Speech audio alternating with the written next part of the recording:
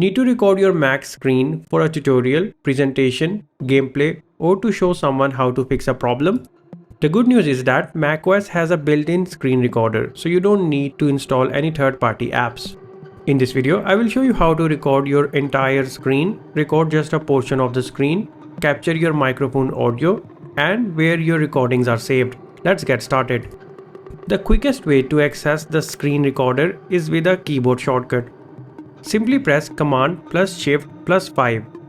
The screenshot toolbar will appear near the bottom of the screen. Here you will see several options for taking screenshots as well as recording your screen. To record everything on the screen, click the Record Entire Screen button. Your cursor will change into a camera icon. Click anywhere on the screen. Your Mac will immediately begin recording everything that happens on the screen. If you only want to capture a specific window or area, click Record Selected Portion. A resizable frame appears.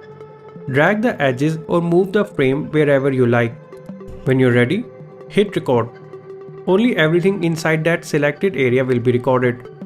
This is perfect for software tutorials where you don't want notifications or other windows appearing on the screen. By default, macOS only records your screen. If you would also like to record your voice, click Options in the toolbar. Under Microphone, choose your microphone.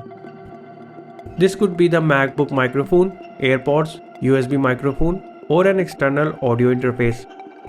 Now your narration will be included with the screen recording. Still inside the Options menu, you can choose where your recordings are saved. Popular locations include Desktop, Documents, Downloads, and other folder of your choice. Choosing Desktop makes recording easier to find after you are finished. Inside Options, you can also enable Show Mouse Clicks. This adds a visual indicator whenever you click the mouse. It's especially useful if you are creating tutorials. Once everything is configured, click Record. You will notice a small recording indicator in the menu bar at the top of your screen. Everything happening on the screen is now being recorded.